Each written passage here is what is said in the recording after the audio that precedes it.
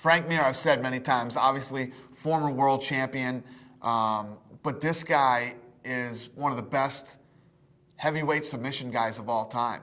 It's either him or Nogueira, depending on who you ask.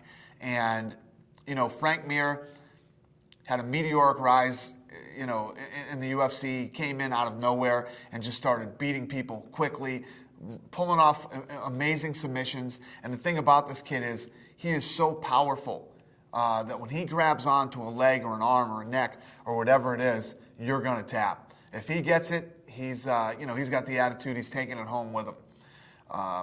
So you have to be very well versed in submissions to stay out of his. It's going to be interesting in this fight. Brock Lesnar now has a few fights under his belt. He's been training in mixed martial arts for a while.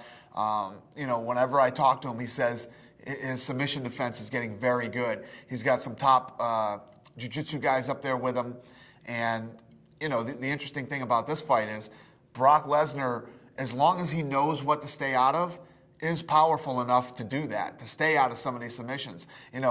Most of the thing with submission, it's about technique, not strength. But when you have great technique and strength, you can get pretty damn comfortable sitting in somebody's guard. The other thing about this fight, Frank Mir, obviously, like I said, had a meteoric rise, early on in the UFC, then got into his motorcycle accident.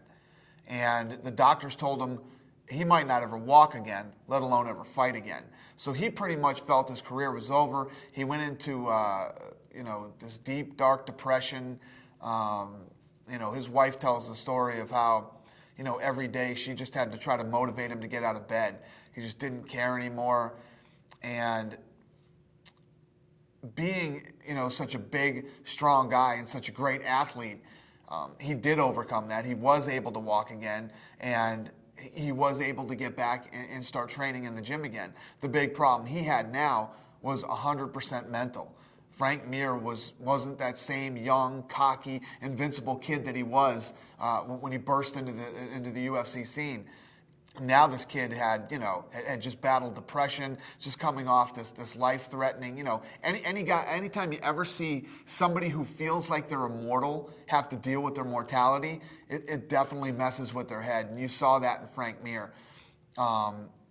But going into this fight now with Brock Lesnar, if you look at the first fight between him and Mir, Frank Mir is not the same guy he was. Since then, he's beat Brock Lesnar, obviously, then went on to beat Nogueira, who many people thought, was going to annihilate Frank Mir. And Frank Mir is not only 100% recovered, physically, but mentally and emotionally he's recovered from his accident too. And I honestly think Frank Mir is more confident now than he's ever been. He completely dominated Nogueira. And he's a different guy. He's more mature than he was when he had the heavyweight title. He's battled some adversity now. He's beat Brock Lesnar and Nogueira. And I think this guy's flying high and more confident than he's ever been, which makes this fight even more interesting.